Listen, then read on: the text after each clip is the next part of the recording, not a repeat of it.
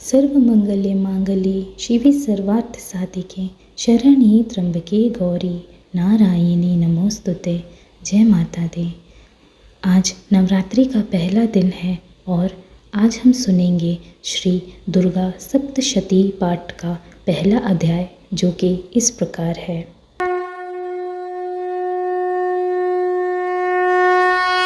प्रथम अध्याय में मेधा ऋषि का राजा सूरत और समाधि को भगवती की महिमा बताते हुए मधुकैटभ वध का प्रसंग। ओम चंडी देवी को नमस्कार है।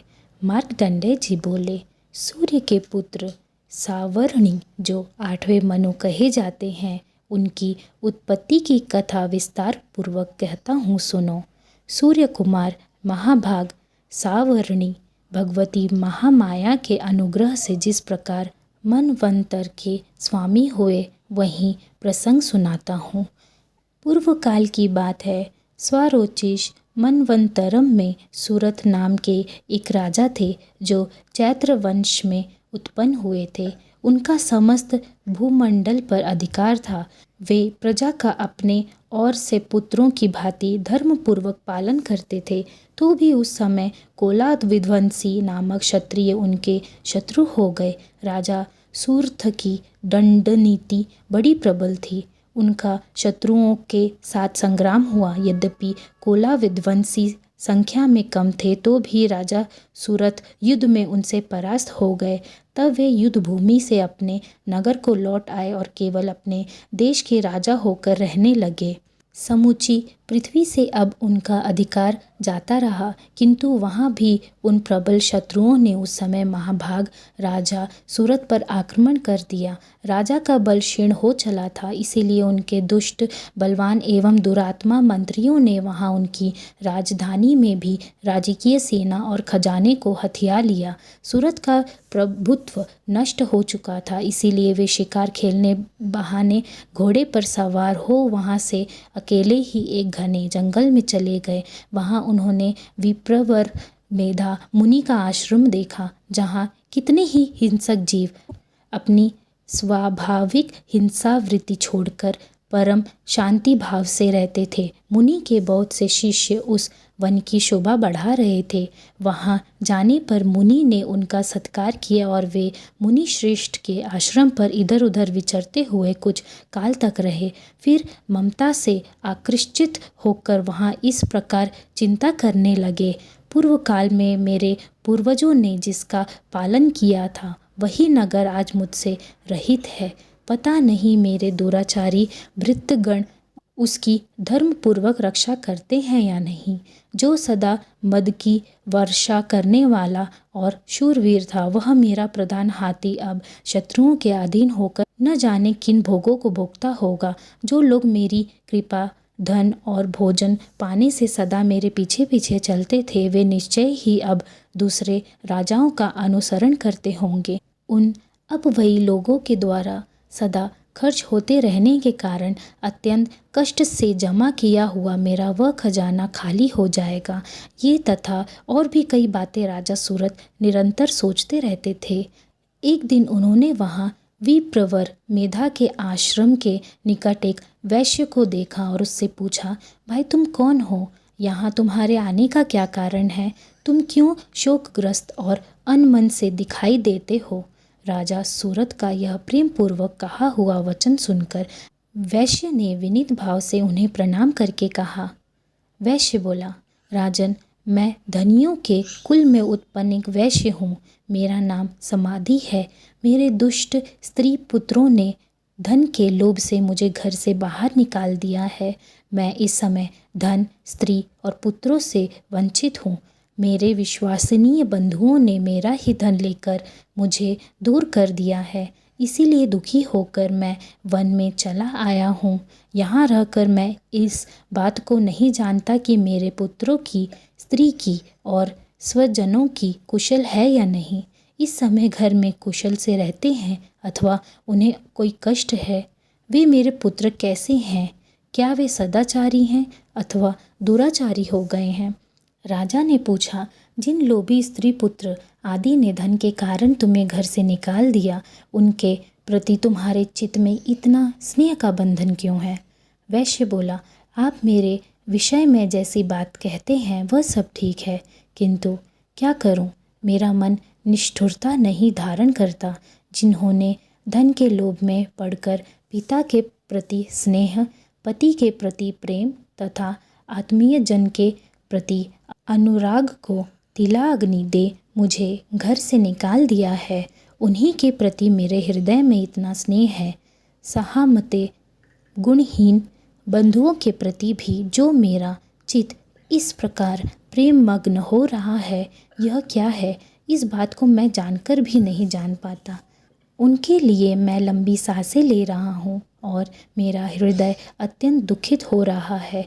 उन लोगों में प्रेम का सर्वार्थ अभाव है, तो भी उनके प्रति जो मेरा मन निष्ठुर नहीं हो पाता, इसके लिए क्या करूं?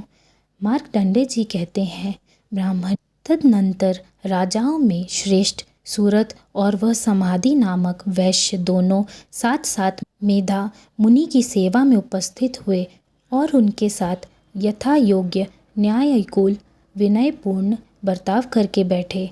तत्पश्चात वैश्य और राजा ने कुछ वार्तालाप आरंभ किया।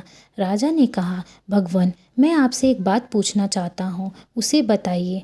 मेरा चित्त अपने अधीन न होने के कारण वह बात मेरे मन को बहुत दुख देती है। जो राज्य मेरे हाथ से चला गया है उसमें और उसके संपूर्ण अंगों में मेरी ममता बनी हुई है। मुनि श्रेष्ठ, यह जानते हुए भी कि वह अब मेरा नहीं है, अज्ञानी की भांति मुझे उसके लिए दुख होता है। यह क्या है? इधर यह वैश्य भी घर से अपमानित होकर आया है, इसके पुत्र स्त्री और भृत्यों ने इसे छोड़ दिया है, स्वजनों ने भी इसका परित्याग कर दिया है, तो भी यह उनके प्रति अत्यंत हार्दिक स्नेह रखता है। इस प्रकार यह तथा मैं दोनों ही बहुत दुखी हैं। जिसमें प्रत्यक्ष दोष देखा गया है, उस विषय के लिए भी हमारे मन में ममता जनित आकर्षण पैदा हो रहा है। महाभाग, हम दोनों समझदार हैं, तो भी हमें जो मोह पैदा हुआ है, यह क्या है? विवेक शून्य पुरुष की भांति मुझमें और इसमें भी यह मूढ़ता प्रत्यक्ष दिखाई देती है। ऋषि बोले, महाभाग, विषय मार्ग का ज्ञान सब जीवकों को है, इसी प्रकार विषय भी सबके लिए अलग अलग हैं। कुछ प्राणी दिन में नहीं देखते और दूसरे रात में ही नहीं देखते, तथा कुछ जीव ऐसे हैं जो दिन और रात्रि में भी बराबर ही देखते हैं। यह ठीक है कि मनुष्य समझदार होते हैं, किंतु केवल वे ही ऐसे नहीं होते। पशु, पक्षी और मृग आदि सभी प्राणी समझदार होते हैं। मनुष्यों की समझ भी वैसी ही होती है जैसी उन मृग और पक्षियों की होती है, तथा जैसी मनुष्यों की होती है वैसे ही उन मृग, पक्षी आदि की होती है। यह तथा अन्य बातें भी प्रायः दोनों में समान ही हैं। समझ होने पर भी इन पक्षियों को तो देखो, ये स्वयं भूख से पीड़ित होते हुए भी मोहवश बच्चों के चोंच में कितने चाव से अन्न के दाने डाल रहे हैं। नरश्रेष्ठ, क्या तुम नहीं देखते कि ये मनुष्य समझदार होते हुए भी लोभवश अपने किए हुए उपकार का बदला पाने के लिए पुत्रों की अभिलाषा करते हैं? यद्यपि उन सब में समझ की कमी नहीं है, तथापि वे संस्कारी स्थिति, जन्म मरण की परंपरा बनाए रखने वाले भगवती महामाया के प्रभाव द्वारा ममतामय भंवर से युक्त मोह के गहरे गर्त में गिराए गए हैं। इसीलिए इसमें आश्चर्य नहीं करना चाहिए। जगदीश्वर भगवान विष्णु की योग निद्रा रूप जो भगवती महामाया है, उन्हीं से यह जगत मोहित हो रहा है। वे भगवती महामाया देवी ज्ञानियों के भी चित्त को बलपूर्वक खींचकर मोह में डाल देती हैं। वे ही इस संपूर्ण चराचर जगत की सृष्टि करती हैं तथा वे ही प्रसन्न होने पर मनुष्यों को मुक्ति के लिए वरदान देती हैं। वे ही पराविद्या, संसार बंधन और मोक्ष की हेतुभूता सनातनी देवी तथा संपूर्ण ईश्वरों की भी अधीश्वरी हैं। राजा ने पूछा, भगवान, जिन्हें आप महामाया कहते हैं वे देवी कौन है? ब्राह्मण, उनका अभिभाव कैसे हुआ तथा उनके चरित्र कौन कौन है? ब्रह्मवेताओं में श्रेष्ठ महर्षि उन देवी का जैसा प्रभाव हो, जैसा स्वरूप हो और जिस प्रकार प्रादुर्भाव हुआ हो, वह सब मैं आपके मुख से सुनना चाहता हूँ। ऋषि बोले, राजन, वास्तव में तो वे देवी नित्य स्वरूपा ही हैं। संपूर्ण जगत उन्हीं का रूप है तथा उन्होंने समस्त विश्व को व्याप्त कर रखा है। तथापि उनका प्राकट्य अनेक प्रकार से होता है, वह मुझसे सुनो। यद्यपि वे नित्य और अजन्मा हैं, तथापि जब देवताओं का कार्य सिद्ध करने के लिए प्रकट होती हैं, उस समय लोक में उत्पन्न हुई कहलाती हैं। कल्प के अंत में जब संपूर्ण जगत एकांत वन में निमग्न हो रहा था और सबके प्रभु भगवान विष्णु शेषनाग की शैया बिछाकर योग निद्रा का आश्रय ले सो रहे थे, उस समय उनके कानों के मैल से दो भयंकर असुर उत्पन्न हुए जो मधु और कैटभ के नाम से विख्यात थे। वे दोनों ब्रह्मा जी का वध करने को तैयार हो गए। भगवान विष्णु के नाभि कमल में विराजमान प्रजापति ब्रह्मा जी ने जब उन दोनों भयानक असुरों को अपने पास आया और भगवान को सोया हुआ देखा, तब एकाग्रचित होकर उन्होंने भगवान विष्णु को जगाने के लिए उनके नेत्र में निवास करने वाली योग निद्रा का सत्वन आरंभ किया, जो इस विश्व की अधीश्वरी, जगत को धारण करने वाली, संसार का पालन और संहार करने वाली तथा तेजः स्वरूप भगवान विष्णु की अनुपम शक्ति है। उन्हीं भगवती निद्रा देवी की भगवान ब्रह्मा स्तुति करने लगे। ब्रह्मा जी ने कहा, हे देवी, तुम ही स्वाहा, तुम ही स्वधा और तुम ही वशटकार हो। स्वर भी तुम्हारे ही स्वरूप है। तुम ही जीवनदायिनी सुधा हो। नित्य अक्षर प्रणव में आकार, उकार, मकार, इन तीनों मात्राओं के रूप में तुम ही स्थित हो तथा इन तीन मात्राओं के अतिरिक्त जो बिंदु रूपा नित्य अर्धमात्रा है, जिसका विशेष रूप से उच्चारण नहीं किया जा सकता, वह भी तुम ही हो। हे देवी, तुम ही संध्या, सावित्री तथा परम जननी हो। हे देवी, तुम ही इस विश्व ब्रह्मांड को धारण करती हो। तुमसे ही इस जगत की सृष्टि होती है, तुमसे ही इसका पालन होता है और सदा तुम ही कल्प के अंत में सबको अपना ग्रास बना लेती हो। जगन्मयी देवी, इस जगत की उत्पत्ति के समय सृष्टि रूपा हो, पालन काल में स्थिति रूपा हो और तथा कल्पांत के समय संहार रूप धारण करने वाली हो। तुम ही महाविद्या, महामाया, महामेधा, महास्मृति, महामोह रूपा महादेवी और महासुरी हो। तुम ही तीनों गुणों की उत्पन्न करने वाली सबकी प्रकृति हो। भयंकर कालरात्रि, महागौरी और मोहरात्रि भी तुम ही हो। तुम ही श्री, तुम ही ईश्वरी, तुम ही ह्रीम और तुम ही बोध स्वरूपा बुद्धि हो। लज्जा, पुष्टि, तुष्टि, शांति और क्षमा भी तुम ही हो। तुम खंड धारिणी, शूल धारिणी, घोर रूपा तथा गदा, चक्र, शंख और धनुष धारण करने वाली हो। बाण, भूशुंडी और परिघय भी तुम्हारे अस्त्र हैं। तुम सौम्य और सोमतर हो। इतना ही नहीं, जितने भी सौम्य एवं सुंदर पदार्थ हैं, उन सब की अपेक्षा तुम अत्यधिक सुंदरी हो। पर और अपर, सबसे परे रहने वाली परमेश्वरी तुम ही हो। सर्वस्वरूपे देवी, कहीं भी सत असत रूप जो कुछ वस्तुएं हैं और उन सब की जो शक्ति है वह तुम ही हो।